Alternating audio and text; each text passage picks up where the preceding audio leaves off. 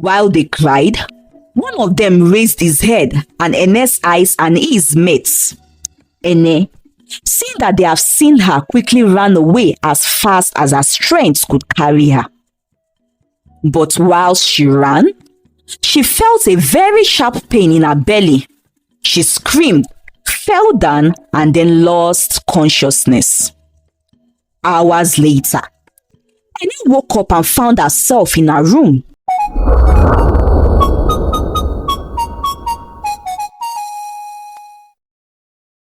Once upon a time, in a small village, lived a young girl called Ene. Ene possessed an overly curious mind, and this got her into trouble most of the time, as she was unable to control her excess curiosity and was always going to places she ought not to be and interfering in matters that do not concern her.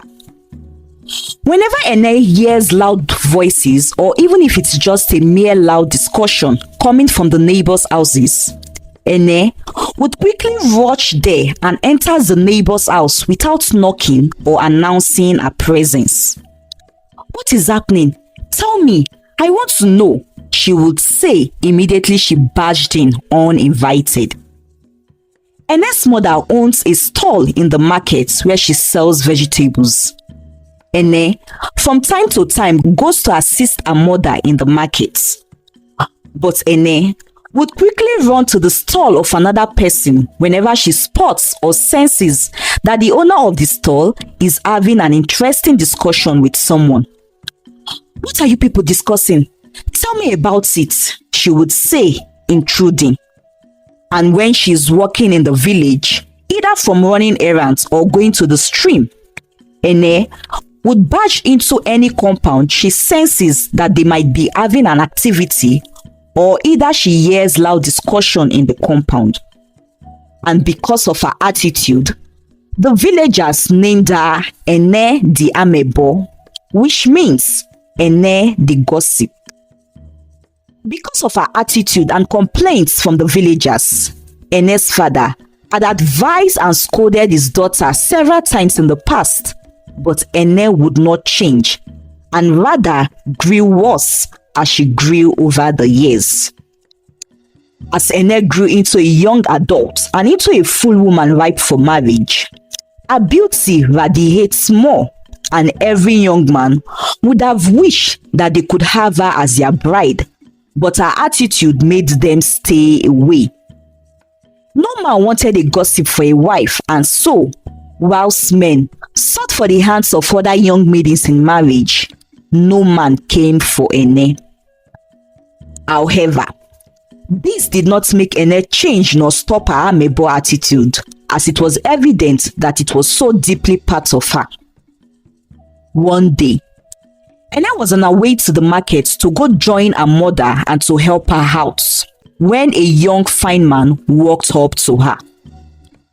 He introduced himself as Essien, and then he walked Ene to the market. They spoke on their way as he asked her questions about herself to know more about her. After that day, Essien and Ene became friends, and as the days went by, they grew fond of each other and also grew in love.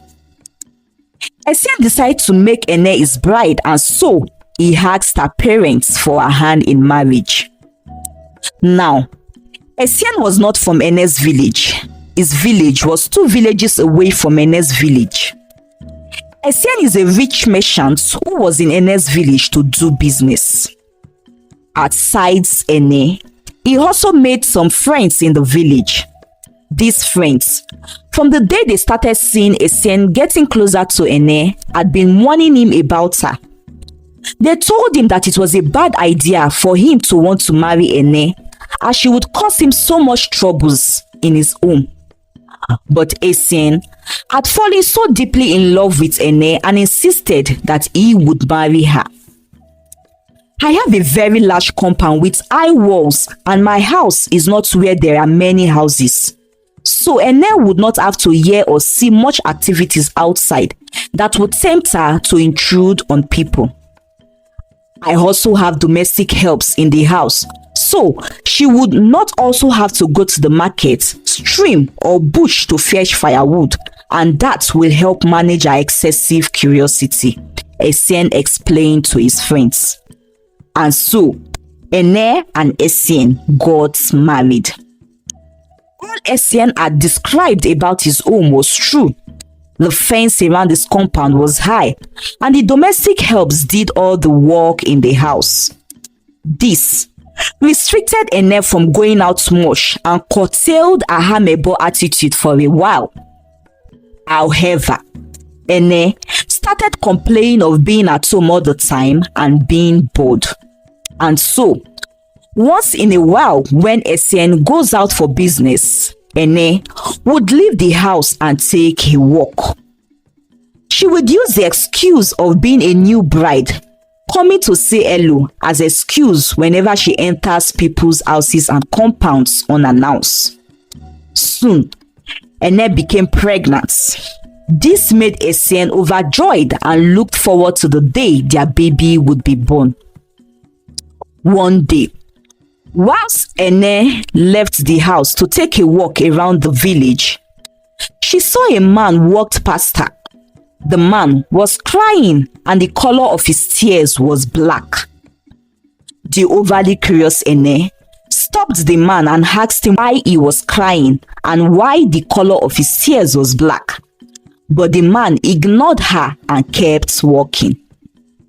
Ene, in her usual curious attitude, followed the man behind.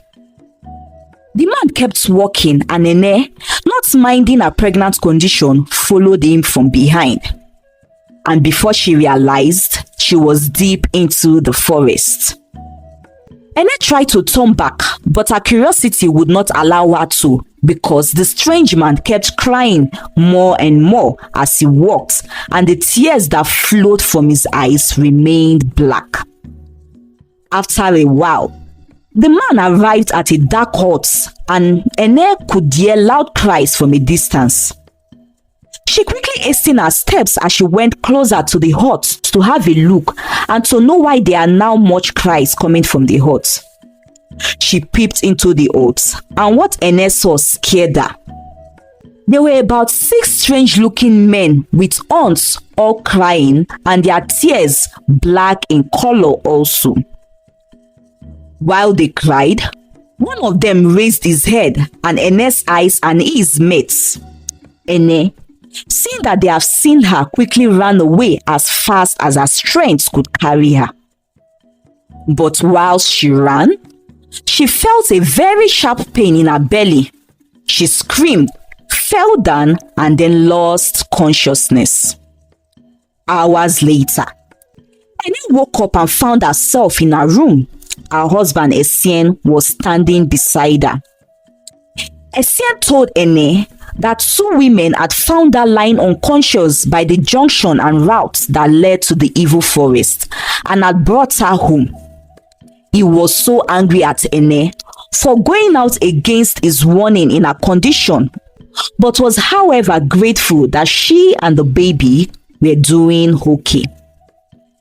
Ene apologized to her husband and promised never to go out again unless it was important.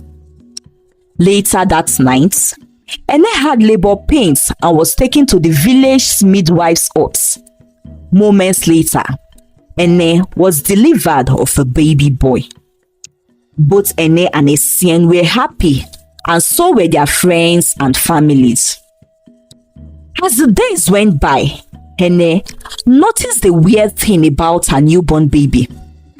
The baby had only cried when he was born. It has been 6 days after his birth, and for those 6 days, the baby never cried. Ene, in an attempt to make her baby cry, spanked him lightly one morning, and the baby started crying. But whilst the baby cried, Ene noticed that the tears of her baby were black instead of the colorless liquid of tears.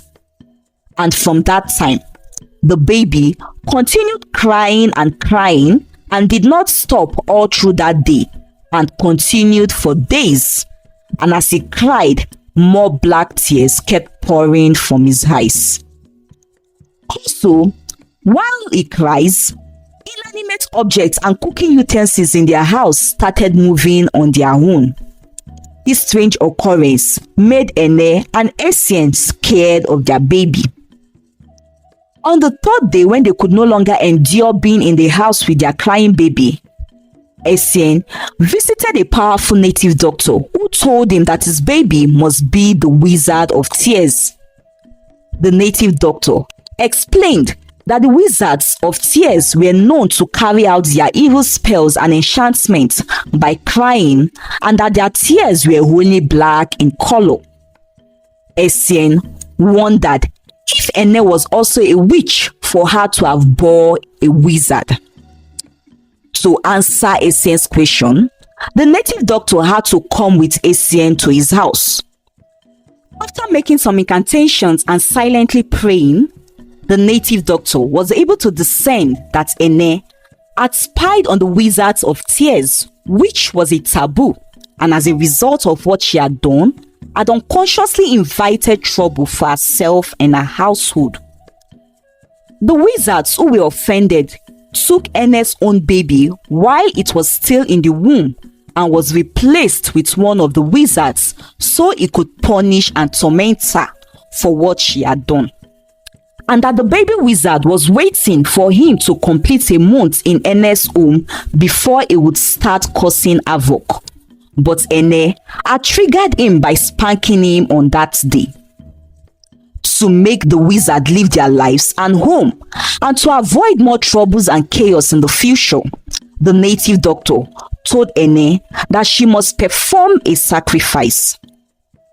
The sacrifice requires that Ene carry some items to the junction that leads to the forest and must cry non-stop for 3 days and nights. This she must do to appease the crying wizards, and so she could also get back their own real baby. Ene, after hearing what the native doctor said, was more frightened. She asked the native doctor how possible it was for her to cry non-stop for 3 days and 3 nights, as that was a difficult task. Ene was told that it was the only option. Ene, in order to make the wizard leave and for her to return back to their normal life, she performed the sacrifice and made herself cry non-stop for 3 days and 3 nights out alone in the junction that led to the forest. It was indeed a difficult task for Ene, as she was in the open for days with strange and fearful noises, especially at night. After Ene performed the sacrifice and returned back home, she felt very weak all over her body and became sick for days. However, her baby was returned back to her womb days later, and she had to deliver a baby again for the second time in a month. From that day, Ene's excessive curiosity stopped, as she had to learn the hard way to always mind her business and stay away from issues that do not concern her. The end. I hope you enjoyed the story and have learned a thing or two from it. I would love to know. Please leave a comment. Thank you for watching and see you in our next video. Bye.